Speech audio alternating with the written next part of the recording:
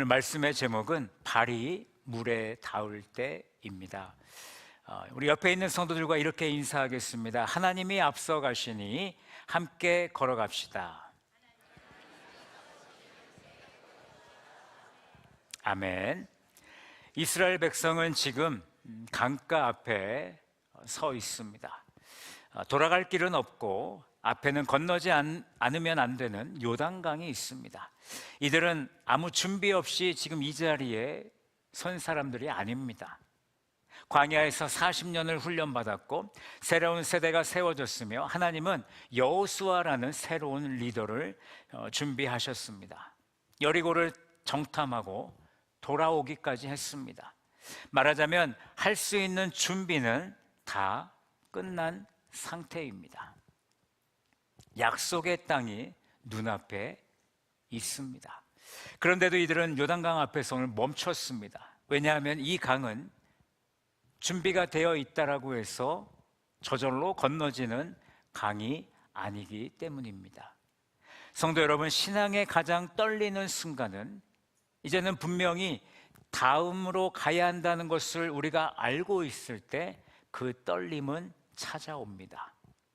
머리로는 알고 있고 환경도 어느 정도 갖추어져 있고 하나님이 여기까지 인도하셨다라는 것도 다 알고 있습니다.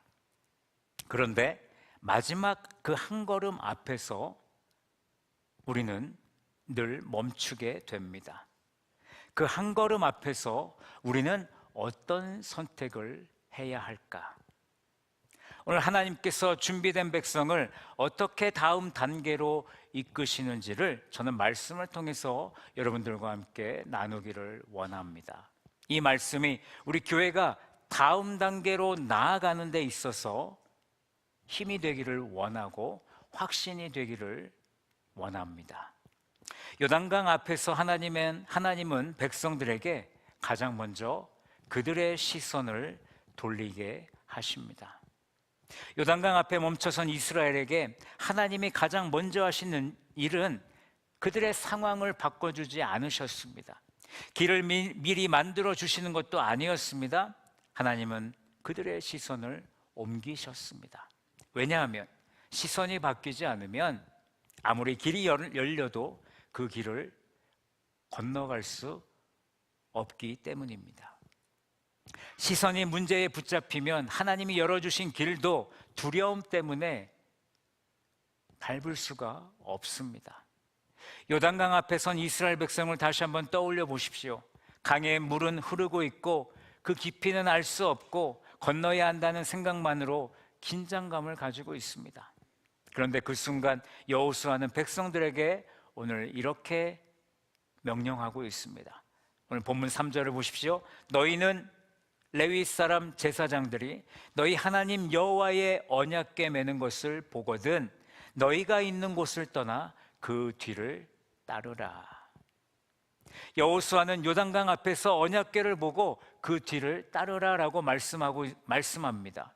여러분, 언약궤는 무엇입니까? 쉽게 말하면 하나님이 우리 가운데 함께 한다라는 뜻입니다. 그러니까 여호수아는 요단강 앞에서 백성들의 시선을 강이 아니라 지금 하나님의 임재로 옮겨주고 있는 것입니다. 이렇게 말하는 거죠. 강을 먼저 보기 전에 하나님을 봐라. 하나님을 먼저 봐라. 이 말은 문제를 보지 말라는 뜻이 아닙니다. 문제는 보일 수밖에 없죠. 다만 여호수아는 분명히 말하는 겁니다. 문제보다 우선되어야 할 것은 하나님이시다. 하나님이 지금 어디로 우리를 이끌고 계시는가를 먼저 보라는 것입니다. 여러분, 마태복음 14장에 보시면 베드로가 물 위를 걷는 장면이 나옵니다. 풍랑 가운데 물 위를 걸으시는 예수님을 제자들이 보았습니다. 그때 베드로가 요청합니다. 만일 주님이시면 나를 명하사 물 위로 올라오게 하소서. 예수님은 오라라고 말씀하셨죠. 베드로는 배에서 내려서 물 위를 걷습니다. 그게 가능했던 이유는 베드로는 지금 누구를 바라보고 있습니까? 예수 그리스도를 바라보고 있습니다. 그런데 베드로가 그 예수님을 바라봐야 됐는데 그의 눈이 잠시 그 환경을 보게 됩니다. 바람을 보게 됩니다. 바람을 보았을 때 그는 물속에 빠지게 됩니다. 문제는 물도 아니고 바람도 아니었습니다. 그의 시선이 바뀐 것이 문제였습니다. 예수님의 집중하던 그 시선이 바람을 보았을 때 그의 시선이 말씀에서 상황으로 옮겨가는 그 순간 그는 빠지게 된 것이죠. 우리의 삶에도 동일합니다. 우리는 문제 앞에서 자꾸 이렇게 묻습니다. 어떻게 하면 내가 더 안전할까? 어떻게 하면 내가 그 문제를 잘 해결할 수 있을까? 하지만 하나님은 그 문제 앞에 선 우리들에게 다른 질문을 하시기를 원하십니다. 내가 따라가야 될 방향은 어디인가? 내가 무엇을 바라보며 가야 되는가? 간절히 바라기는 우리 서머나 모든 성도들이 하나님이 원하시는 질문을 묻는 성도들이 되기를 원합니다. 또 여호수아는 너희와 그 사이 거리가 2000규빗쯤 되게 하고 그것에 가까이 하지 말라라고 하면서 언약궤와 거리를 약 900m 정도 떨어뜨리라고 말씀하고 있습니다. 이것은 하나님을 가볍게 여기지 말라는 뜻으로 하나님을 내 방식대로 끌고 다니려 하지 말라는 것입니다. 하나님은 내 계획을 돕는 도구가 아닙니다. 우리 하나님은요, 나를 이끄시는 주님이십니다. 그리고 그 거리를 두라는 말에는 공동체를 위한 지혜도 담겨져 있죠. 모두가 제각각 그 언약궤를 바라보면서 달려든다라면 얼마나 혼란스러웠겠습니까? 그래서 하나님은 질서를 세우고 계십니다. 한 방향으로 함께 걷게 하십니다.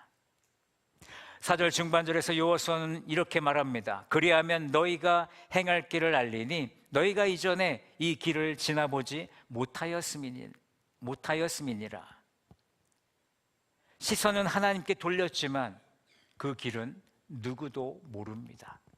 오직 하나님만 아십니다. 여호수아는 이 길이 처음 가는 길이라는 것을 그들에게 선포하며 언약궤를 따라가면 그 길을 알게 될 것이다 라고 말해주고 있는 것이죠. 여러분, 하나님은 미래를 전부 보여주시는 분이 아니십니다. 대신에 한 걸음은 보여주십니다. 그래서 시편 119편 105절에 보면 이렇게 말씀합니다. 주의 말씀은 내 발의 등이요 내 길의 빛이다. 이런 말씀은 멀리까지 환하게 비춰주는 그런 조명의 역할을 하는 것이 아닙니다. 지금 내 발 앞을 비춰주는 등불의 역할을 감당하는 것입니다. 한 걸음, 또 그 한 걸음, 시선을 말씀에 두며 우리를 그렇게 이끌어 가시는 것입니다. 우리 교회가 큐티를 계속 강조하는 이유가 바로 여기에 있습니다. 하루를 살다 보면 우리의 시선은 매일 빼앗기게 됩니다. 마음은 금방 내게 주어진 상황으로 옮겨갑니다. 그때 말씀을 펴고 그 구절 한 구절이라도 우리가 붙잡고 있는다라면, 오늘 내 삶에 적용해 본다라면 그것이 나의 흔들린 시선, 내가 바라보고 있는 그 환경에서 하나님을 바라볼 수 있게 나의 발걸음을 인도해 준다라는 것이죠.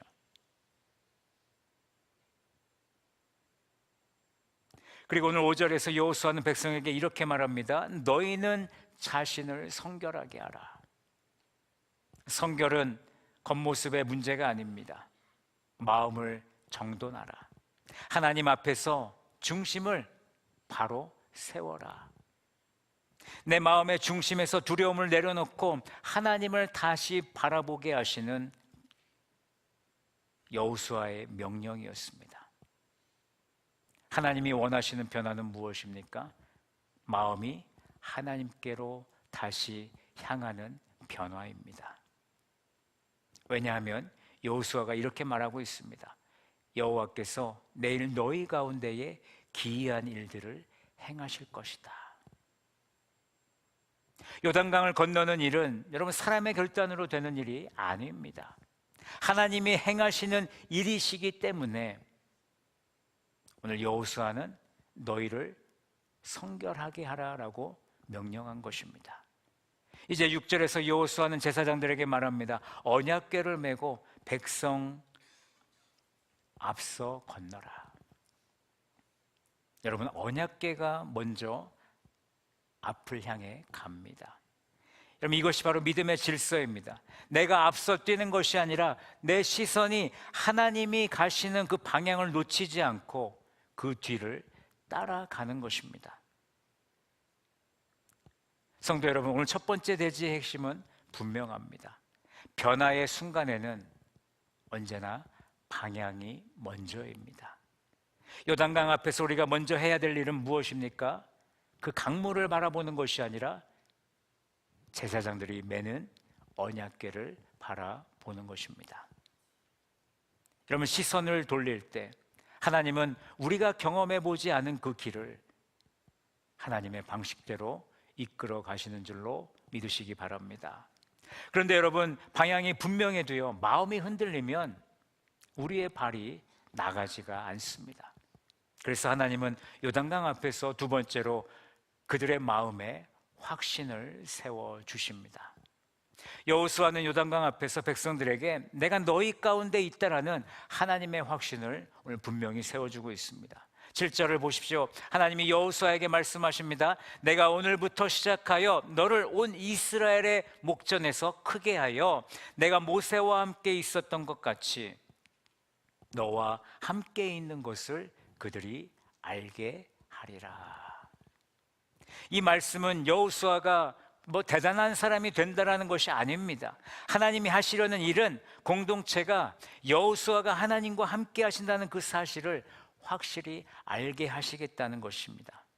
여러분, 사람은 바뀝니다. 세대도 바뀌고요, 환경도 바뀌고 리더도 바뀌고, 하지만 변하지 않는 것이 하나 있으니 바로 우리를 이끌고 가시는 하나님이십니다. 불변하시는 하나님은 요단강 앞에서 지도자에게 먼저 확신을 주시는 동시에 공동체에게도 오늘 확신을 주고 계시죠. 모세가 없어도 괜찮다, 여호수아가 있어서가 아니라 내가 있기 때문에, 내가 너희와 함께하기 때문에 내가 너희들을 이끌고 갈 것이다.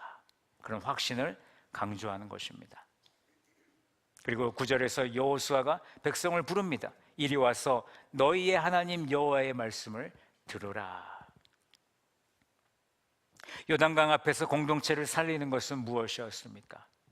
하나님의 말씀이었습니다. 두려움이 커질수록 우리가 가까이 해야 될 것은 언제나 하나님의 말씀입니다. 그 말씀을 가까이 하는 우리 서머나 성도들이 되시기를 바랍니다. 이어지는 10절에서 여호수아는 하나님의 확신을 다시 한번 선포합니다. 살아계신 하나님이 너희 가운데 계시사 가나안 족속과 헷 족속과 히위 족속과 브리스 족속과 기르가스 족속과 아모리 족속과 여부스 족속을 너희 앞에서 반드시 쫓아내실 줄을 이것으로써 너희가 알리라. 이 말씀이 왜 필요했을까요? 요단강 앞에서 이스라엘이 두려워한 것은 강물만이 아니었다라는 것입니다. 강은 눈앞에 있지만 진짜 두려움은 강 건너편에 있었다는 것이죠. 가나안 땅, 이방 민족들, 그리고 전쟁, 그리고 무엇보다 정말 하나님이 나와 함께 하실까? 그런 불안한 마음이 그들의 흔들림이었습니다. 그래서 여호수아는 그 두려움을 외면하지 않고 오늘 이렇게 말합니다. 살아계신 하나님이 지금 너희 가운데 계신다. 하나님은 살아계십니다. 그리고 우리 가운데 함께 하십니다. 하나님은 멀리 계신 분이 아니라 예전에만 역사하셨던 분이 아니라 오늘도 우리 가운데서 우리의 걸음을 붙드시고 이끄시는 하나님이 살아계시고 우리와 함께 하심을 믿습니다. 여호수아는 이렇게 선포하는 거죠. 너희가 강에서 요단강을 건너는 것이 아니다. 환경이 좋아서 우리가 움직이는 것이 아니라 하나님이 우리 가운데 계신다. 그러니 두려움보다 살아계신 그 하나님을 붙들자라고 여호수아는 선포하는 것입니다.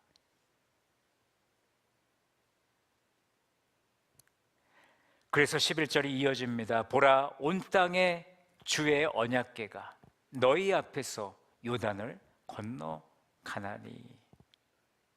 온 땅에 주께서 먼저 앞서서 들어가십니다. 이것은 확신입니다. 우리가 하나님을 모시고 들어가는 것이 아니라 하나님이 우리를 이끌고 가십니다. 또 12절에서 지파마다 한 사람씩 뽑습니다. 이것도 의미가 있죠. 확신은 어떤 한 사람의 믿음으로 유지되는 것이 아니라 공동체 전체가 자기 자리에서 하나님이 함께 하신다는 사실에 참여하는 것입니다. 누군가 대신 믿어주는 신앙이 아니라 나도 그 믿음에 참여하는 신앙의 모습을 우리에게 보여주는 것입니다. 성도 여러분, 확신은요, 마음이 흔들려도 붙들 수 있는 근거가 있을 때 우리에게 생기는 것입니다. 요단강 앞에 선 이스라엘 백성의 마음도 흔들렸습니다. 강은 여전히 흐르고 있었고 강 건너편에는 싸워야 될 대적들이 있었습니다. 그런데도 하나님은 이렇게 말씀하셨습니다. 내가 너희 가운데 있다. 이 확신이 무엇입니까?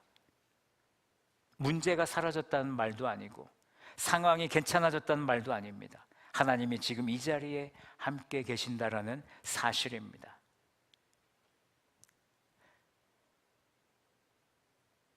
그래서 요단강 앞에서 중요한 것은 내 마음이 얼마나 담대한가가 아니라 하나님이 어디에 계시는가. 하나님이 우리 가운데 계신다라면 우리는 아직 갈 길을 몰라도 괜찮습니다. 강이 완전히 갈라진 모습을 먼저 보지 않아도 문제가 없습니다. 하나님이 함께 하신다라는 이 확신이 있을 때 비로소 한 가지가 가능한데 그것이 바로 우리의 발을 내딛는 것입니다. 성도 여러분, 하나님은 우리의 시선을 돌리셨고 함께 하겠다라는 확신을 가지게 하셨습니다. 이제 더 필요한 설명은 없습니다. 이제 필요한 것은 순종하는 것입니다. 우리는 종종 이렇게 말하죠. 주님, 조금만 더 확신이 있을 때 내가 움직이겠습니다. 내가 순종하겠습니다. 지금은 순종할 타이밍이 아닌 것 같습니다. 하지만 하나님은 요단강 앞에서 순종을 기다리고 계십니다. 오늘 본문 15절 상반절을 보십시오. 요단강은 그때에 물이 가득 찼습니다. 수확철이라서 물이 언덕까지 찼다라고 오늘 말씀하고 있죠. 이 말은 무엇입니까? 제사장들이 발을 내딛는 자리는 그냥 살짝 발을 적시는 그런 자리가 아니라 미끄러질 수도 있고 그 강물에 휩쓸려서 떠내려갈 수도 있다라는 것입니다. 그런데 하나님은 바로 그 자리에서 순종을 요구하고 계십니다. 이어지는 15절 중반절을 보십시오. 궤를 맨 자들이 요단에 이르며 궤를 맨 제사장들의 발이 물가에 잠기자라고 말씀합니다. 중요한 장면이죠. 물이 갈라진 다음에 그들이 발을 내디딘 것이 아닙니다.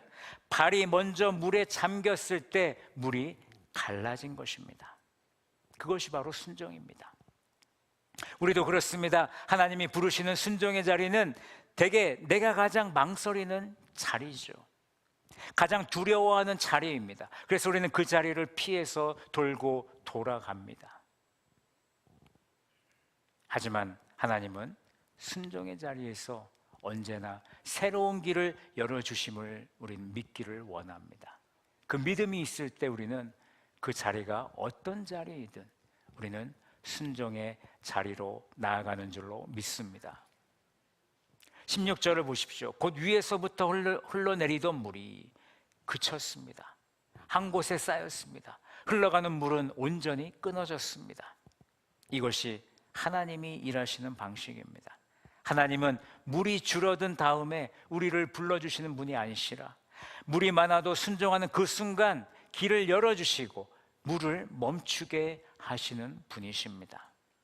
그리고 17절을 보십시오. 제사장들은 요단 가운데 굳게 서 있고 백성들은 마른 땅을 건너가게 됩니다.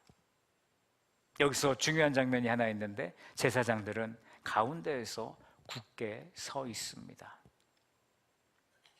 순종은 한 번의 순간으로 끝나지 않습니다. 하나님이 길을 여실 때 하나님은 우리의 믿음이 서 있을 자리도 함께 허락해 주심을 우리는 믿습니다. 오늘 하나님이 우리에게 하시는 말씀은 분명합니다. 하나님의 길을 여는 방식은 내 머릿속의 계산이 아니라 우리의 순종이다. 여러분, 열왕기하 5장에 보시면 나아만 장군의 이야기가 나옵니다. 우리가 잘 알고 있는 말씀이죠. 나아만은 아람 나라의 장군이었습니다. 사람들이 보기에 성공한 사람들이었고 존귀 여김을 받는 자였습니다. 그런데 그에게 한 가지 문제가 있었죠. 그에게는 나병이 있었습니다. 근데 그가 나병을 고치고자 하나님의 사람 엘리사를 찾아갑니다. 근데 기대했던 것과 달리 엘리사가 얼굴을 보이지 않고 그의 종을 시켜서 요단강에 가서 7번 몸을 씻으십시오라는 명령을 듣게 됩니다. 나아만 머릿속에는요, 본인이 생각했던 지금 그림이 그려지지 않는 거예요. 이왕이면 엘리사 선지자가 나와서 하나님을 찬양하며 그 내 아픈 부위에 손을 대면서 기도도 해주고 좀 뭔가 행위를 해서 좀 치료해주면 좋겠는데, 그게 아니라 생각지도 못했던 요단강에 가서 몸을 7번 씻으라고. 나아만은 분노하게 됩니다. 그리고 그는 이렇게 말하죠. 다메섹 강 아바나와 바르발이 이스라엘의 모든 강물보다 더 좋지 않냐. 말하자면 왜 하필이면 요단강이냐, 왜 이렇게 초라한 방법이냐, 난 이걸 받아들일 수 없다라는 것입니다. 그는 하나님의 방법이 아니라 자기 방식으로 기적을 원했습니다. 성도 여러분, 순종이 가장 어려운 순간이 바로 이 지점이죠. 말씀이 어려워서가 아니라 내 자존심이 걸려 있고 내 방식이 있기 때문에 우리는 순종하지 못하는 것입니다. 하나님의 말씀이 아무리 은혜롭다 하더라도 그것이 나와 맞지 않는다라면 우리는 순종을 거부한다라는 것입니다. 여러분, 그때 나아만 장군의 종들이 이렇게 말합니다. 만약 저 예언자가 당신께 엄청난 일을 하라고 했다라면 당신은 하지 않았겠습니까? 하물며 그가 당신께 몸을 씻으라고 했는데 그거 못할 이유가 뭐가 있겠습니까? 종들의 말이 나아만의 그 마음을 꺾었습니다. 그는 마침내 자기 방식을 내려놓고요, 하나님의 말씀 아래로 내려갑니다. 열왕기하 5장 14절은 이렇게 말씀합니다. 나아만이 이에 내려가서 하나님의 사람의 말대로 요단강에 7번 몸을 잠그니 그 살이 어린아이의 살같이 회복되어 깨끗하게 되었더라. 아멘. 나아만이 낫는 순간은 그 설명을 다 이해했을 때가 아니었습니다. 말씀대로 내려가서 몸을 요단강에 7번 씻었을 때, 몸을 그 물에 담갔을 때 나아만의 그 나병이 나았습니다. 무슨 얘기입니까? 순종이 시작되는 그 자리에서 하나님이 일하셨다라는 것입니다. 성도 여러분, 오늘 하나님이 우리에게 요구하시는 것은 어떤 대단한 결단이 아닙니다. 한 걸음, 그 한 걸음의 순종을 주님은 원하십니다. 보이면 가는 그 길이 아니라 믿기 때문에 내딛는 그 한 걸음, 그 한 걸음 위에 하나님은 길을 열어 주셨습니다. 그러니 오늘 멈추지 않는 우리 성도들이 되기를 원합니다. 하나님이 앞서가시는 방향으로 여러분 한 걸음만 더 내딛는 서머나 성도들이 되시기를 바랍니다. 그때 하나님은 우리에게 말씀하실 것입니다. 네가 한 걸음만 내딛으면 그 길은 내가 책임져 줄게. 우리 주님은 그렇게 우리에게 속삭이실 것입니다. 오늘 저는 말씀을 맺도록 하겠습니다. 성도 여러분, 오늘 우리는 어디에 서 있습니까? 여러분은 지금 어디에 서 있으십니까?